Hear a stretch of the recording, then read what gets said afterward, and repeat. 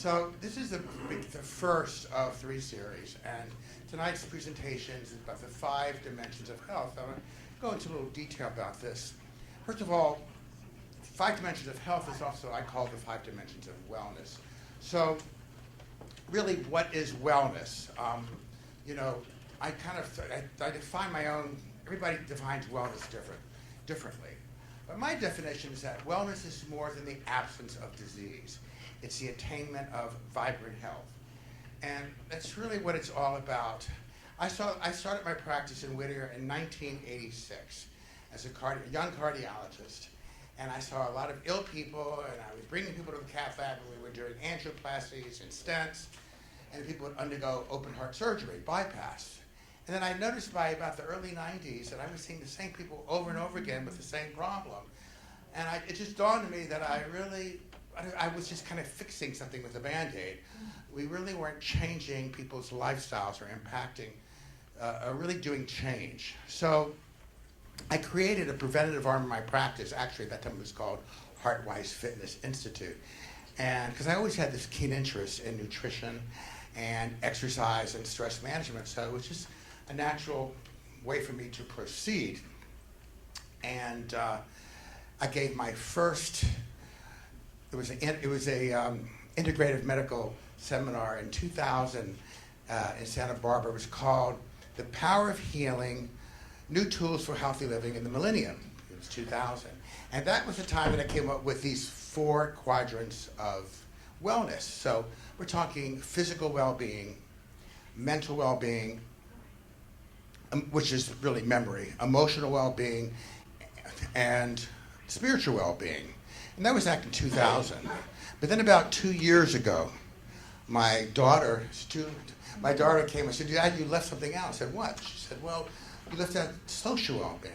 I said, "What is that?" She said, "Well, that's got to do with the interaction with the environment and with each other." And I read about it, and it really made sense that social well-being is really an important part.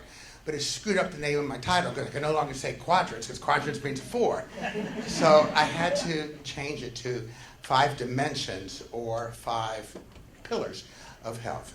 And that's really what we're talking about. So first is physical well-being. And that's really what we think about mostly when we think about wellness, because really without our physical health we have nothing, right? And this is what most people think about. So my question to you is, how do you assess the current state of your health? Everybody knows women by the time they're in their mid-30s or so are getting pap smears and regular mammograms, and men by the time they're 40s are getting digital rectal exams and PSA levels to rule out prostate cancer. That's just the start of it all, really. Certainly by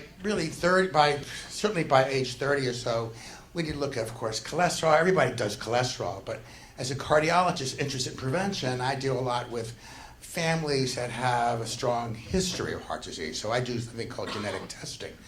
And there's genetic testing, as you know, for breast cancer, BRCA1, BRCA2, and there's genetic testing for a lot of various cancers out there, and there is now really interesting genetic testing for heart disease.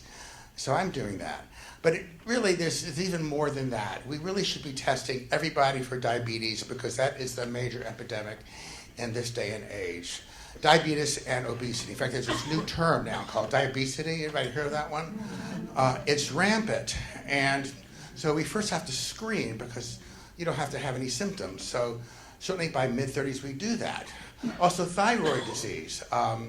Certainly women have a higher incidence. We're seeing more and more autoimmune disorders now, which your body attacks your body, in this case the thyroid. So it's important that we get a baseline measure of your thyroid, because we really want to be able to know that at a relatively young stage, let's say mid-30s.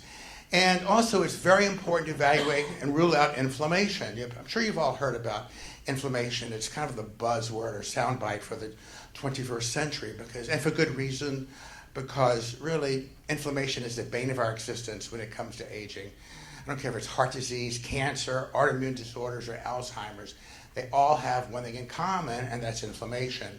And a good way to start is to do a very simple blood test called a C-reactive protein. Maybe some of you have heard that. So these are the kind of things we need to be thinking about. As a woman approaches 50, and usually a later age for men, we need to concern ourselves with osteoporosis. There's ways to screen for that. Also, then we start thinking about hormones. Now, hormones has always been a controversial topic for both men and women, and it's an individual choice. But I'm here to tell you, as an anti-aging medical specialist, that we really, both men and women we're really at our peak at age 25 when it comes to our hormones. And then it really starts to go down from that point on, from an endocrinologic standpoint. So that's important to keep in mind. We might want to test for hormones. And also, so other things to ask are, well, where does nutrition come into?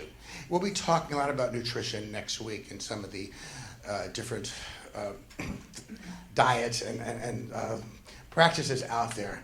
But where does nutrition come? And we all know that nutrition is important. You are what you eat, right?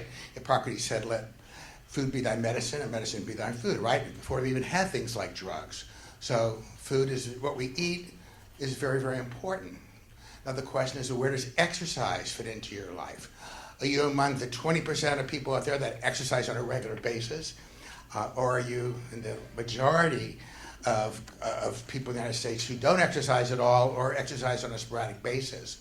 We all know how important exercise is, but most people don't exercise. And then how are you doing with the aging process? Is it getting more difficult with each passing year? I think one of the most common complaints I get as a practicing physician is fatigue. I don't have the energy.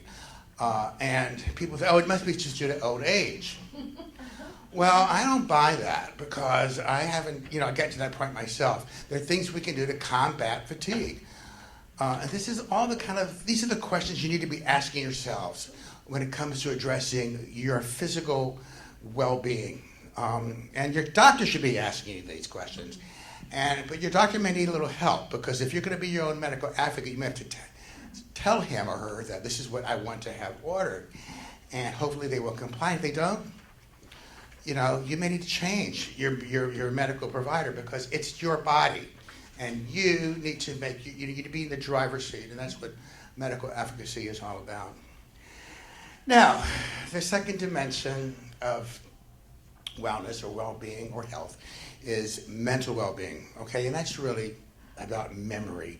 And I think we all agree that who wants to be 80 or 90 years old if you can't mentate? And we're going to really focus on that on the third session, on the 24th. So stay tuned. It's going to be very exciting. But these are my questions. I always ask this question: what value do you place on the clarity of your thought processes? Okay, this is a very important question. Any bouts of forgetfulness lately? Do you forget where you put your keys, your wallet? Do you walk in the kitchen sometimes and say, why did I come in here? Those are those little senior moments that we all have. And we all have them. But, do you have problems remembering names, dates, places? Do you have to follow a trail of breadcrumbs to find where your car is when you park at the mall? Is that from Hansel and Gretel, I think? Anyway, seriously, the aging process definitely challenges us to formulate our thoughts and to focus. But we do not have to stand by and wait to really become demented. Because once you're demented, your doctor's going to give you these drugs called Aricept or Namenda, and they don't do anything to alter the course of your thought process. They just kind of treat the symptoms, and they have lots of side effects. So I'm telling you, and we'll go into this in detail, that there are things that we can all do to maintain, to a certain extent, the clarity of our thought process, and that's what we're talking about with mental well-being. The bottom line, we don't have to embrace a decline in mental acuity as we age, and I really believe that. Next, the next dimension, emotional well-being, is very dear to me because I've done a lot of work in this one aspect. And so my question here is, where does emotions play a role in your life and in your wellness? Ever experience a grueling catastrophe and come down with an illness? Ever grieve the loss of a loved one and come down with the flu? I mean, I had this happen to me several years ago. I was in a love relationship that failed, and I was devastated, right? And then within a few weeks, I had a horrible case of herpes zoster, shingles. It was my left eye, and left me visually impaired.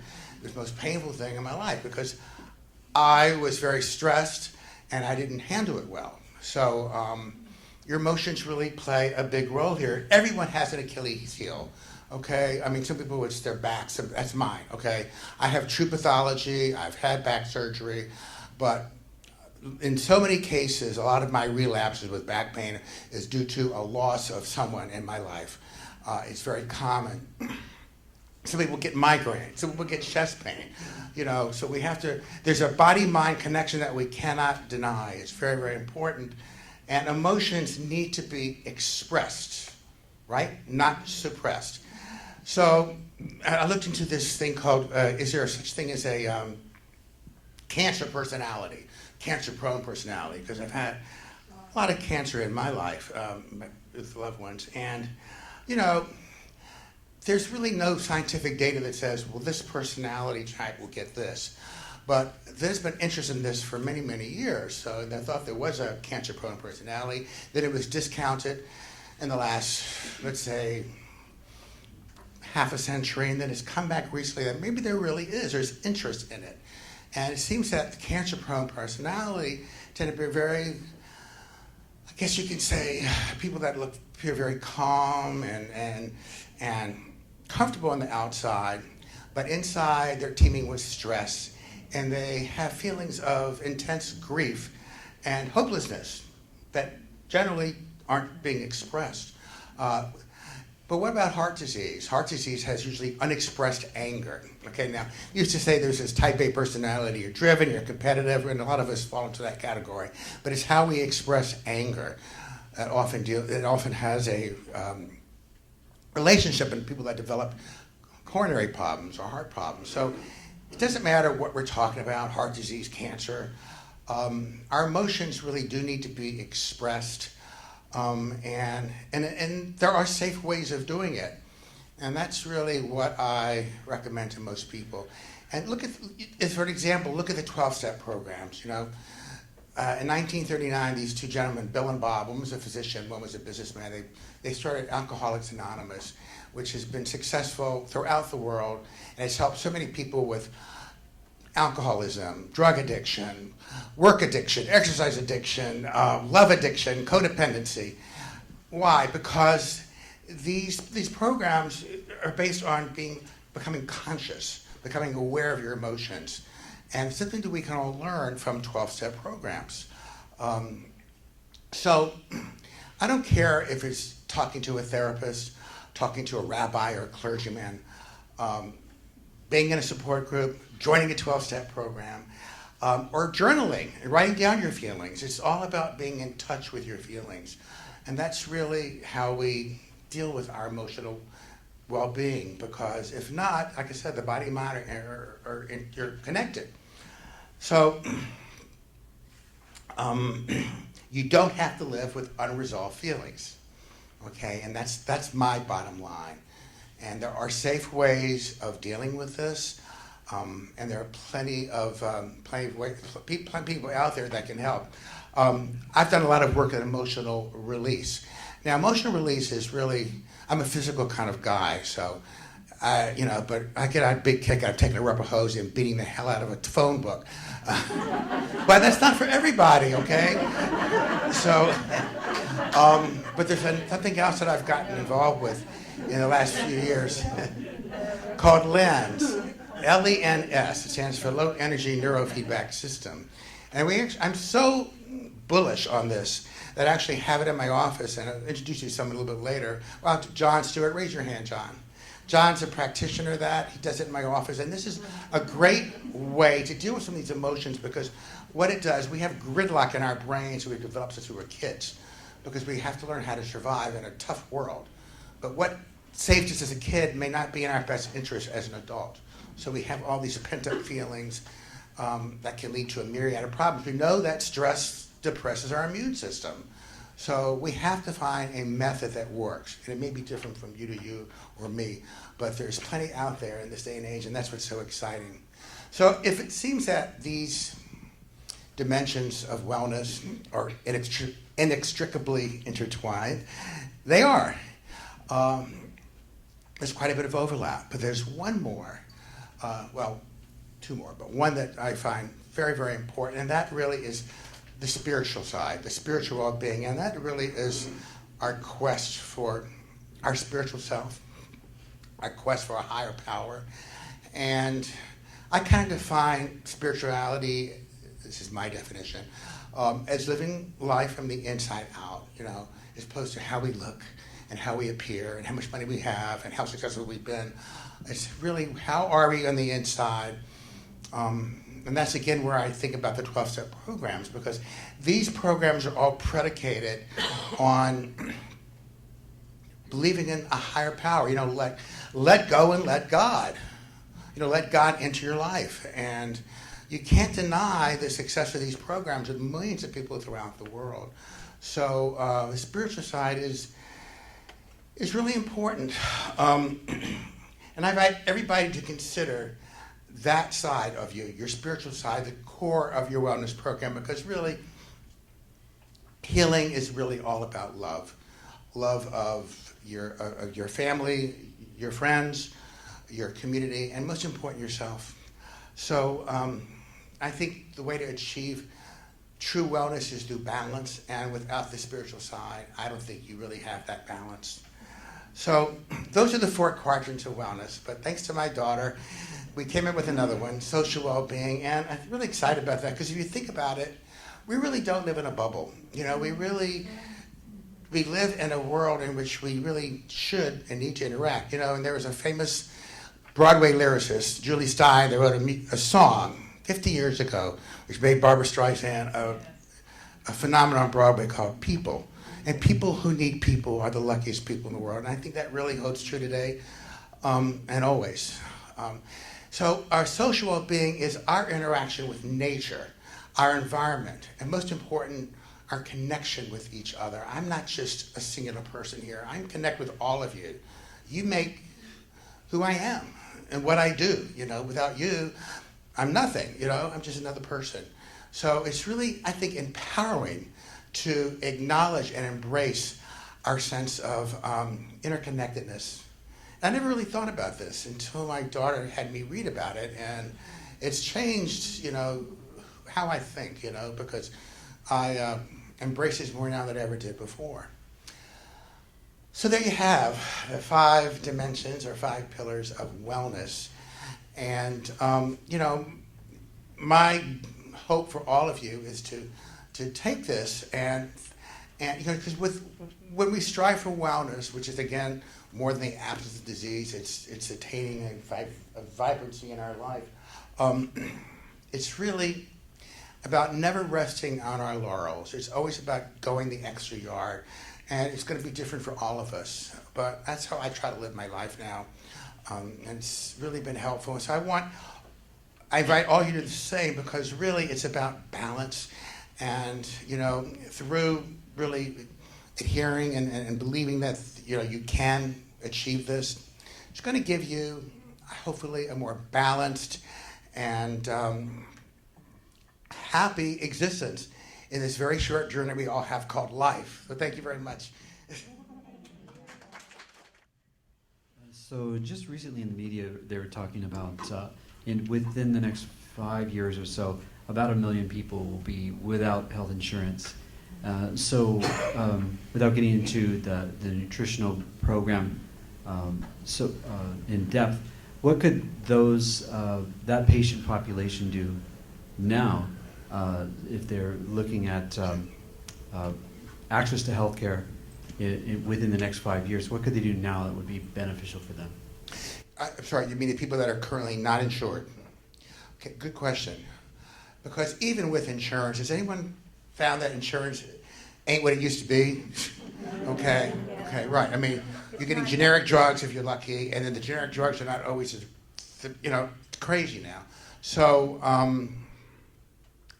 it's first and foremost, insurance is important for catastrophic illness. But being part of medical advocacy, we have to be prepared to dig in our pockets for services that aren't covered by Medicare. I tell people all the time, you want excellence in your doctors and your hospitals, but if you expect the hospital, your insurance plan, or the federal government to save you, it's just not going to happen. Because we've seen what has evolved in the industry over the past. I've seen it in the last 20 years, and I don't think it's going to get better. So what I try to do is to let these people know that there are things you can do without having the resources from a preventative standpoint, because and it does mean getting on your pocket. We aren't used to, in years past, paying for anything. People say, well, my insurance will cover it, I'm not paying for it. But is that really a wise way to go? Because things have changed. That's giving that's giving none of us any accountability. So I think it's almost important that this is such an important thing. Without our health, we have nothing. So I think we have to teach the young people of today that it's never going to be so glorious out there like maybe as it was once. So there are things we have to practice. That's why I go out and try to speak like this, because there's so many things we can do without spending a lot of money. But it does mean taking control of your health and being your own medical advocate. Other than that, because who knows what's going to happen tomorrow with healthcare? It just changes all the time. I don't know, myself, and I've been in practice for a long time. So I wish I could give you some more concrete information, but that's all I can answer that. Yes? Both my parents had heart disease and died of heart disease issues. And I understand that a healthy lifestyle is really important to me going forward. But I wonder in the end, what kind of impact does my genetics have on how healthy I will be going forward in my old age? Great question. Here's my thing on that, okay? We can't change our genes, right? I mean, our genes are our genes, but can we change the expression of them? Okay, that's what I believe is possible. Now, I'm the ultimate optimist, okay? So, and that's why we talk about these dimensions of health, because look how many things we can do. I have two cousins, first cousins. Their father dropped dead of a heart attack at, I think, 37 or 38, okay? Now, these guys could have gone a miserable life wondering, this is going to happen to me. Now, one of them now is about 59, and the other's about 66, and they've been in excellent health. They've never had any issues. So I believe that your genes are your genes, and we don't have control over everything. That's why there is a higher power out there. But I believe in doing everything that we can do, and you seem to be doing it. So congratulations, and don't stop, because that's all we can do is do our best. And that's what the dimensions of wellness are all about. It's always striving to do what we can to, in your case, surpass our genes. Okay. Doctor, can you also expand on the IMT testing as well, because she might be a prime candidate? Yeah, there's a test that's really easy. Now, it's considered a screening test, so of course insurance won't pay for it. It's ridiculous. But it's an inexpensive test. IMT stands for intimal medial thickness. So what it does, it measures the thickness of the carotid artery. It's a 5-minute test. We do it in our office. And I don't really know why it's considered experimental, because the research was done at USC over 15, 20 years ago by Dr. Howard Hodis. But they were able to demonstrate that the thickness of the carotid artery correlates with what we see in the heart. There's also these coronary artery scans you can get, electron beam CT scans, ultrafast CT scans. Those scans emit a lot of radiation. And I do use them in certain cases, but you don't want to do those things every year or every 2 years, because there's a fair amount of radiation.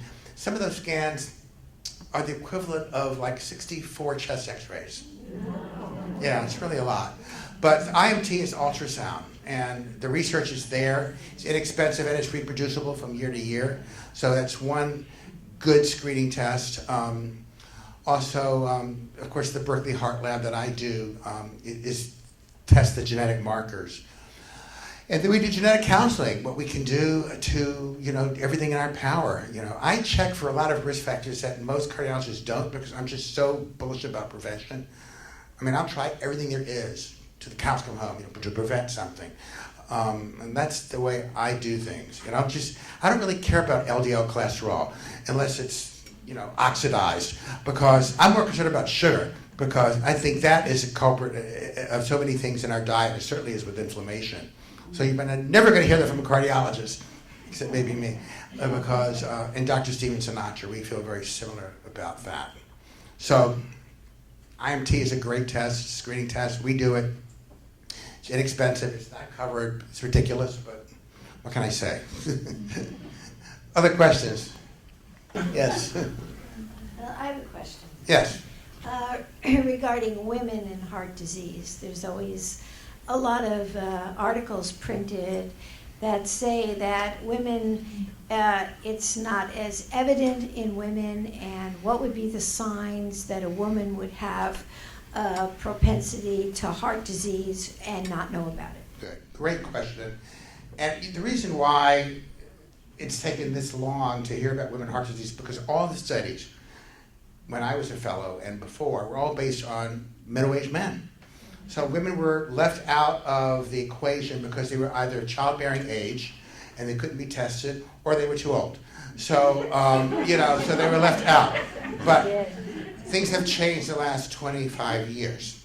So we now know, without a shadow of a doubt, that this is not a man's disease, that it's an equal opportunity killer, and 50% of the female population will die of a heart attack just like men. It's 50-50, okay? And but here's the interesting part. And women tended to fare less successfully than men because they're usually older when they do present, by at least 10 or 15 years. And they tend to have smaller arteries, and their diagnoses are usually not as prompt, because it's been said in the past, oh, she's hysterical, or it's not really, I think that's changed, fortunately. But you have to be prepared for, and that's the important thing you mentioned, is that the presentation. So I have this little rule. If it's a female and has any discomfort above the belly button, it's hard to prove otherwise in my book. That's how seriously I take it. Because you're rarely going to have the crushing pain with radiation down the left arm. I almost never see it in a woman, And women are also challenging because they can have normal stress tests. It happened to my sister. She had normal stress tests. She had a, blockage that she needed to have a stent placed. So women are a challenge. So it's keeping the doctors. The burden is on the physicians. Well, the burden is also for you to say you demand to get worked up. But if you feel something that's not right, it needs to be worked up. And because it is equally seen in both males and females, I take it very seriously. And any doctor should in this day and age. So thanks for bringing that up. But it's women have been deprived of this kind of care for so many years. But I think fortunately it's changing. I certainly hope so. Yes. I was wondering how you feel about meditation and the body. I try to do it every day. I really believe in it. I start my day. I get out of the bed, and before I shower, shave, or do anything else, I go through meditation and visualization. I try to visualize what I want to, how I want to be, what I want to accomplish. I think it's important because when you meditate, you slow your heart rate down, you slow your respiratory rate down, you lower your blood pressure, and you're probably going to eat less. So it's just a great way to clear your mind. It's so easy that people find it hard to do because in this busy time in our lives, we don't take the time. So for me, I do it first thing in the morning before I do anything. I tried it at night, but I fall asleep too easily, so I really need to. But it's very important. I advocate it. I think it's important, and I think it clears our mind and has so many physiological benefits. So I'm a firm advocate.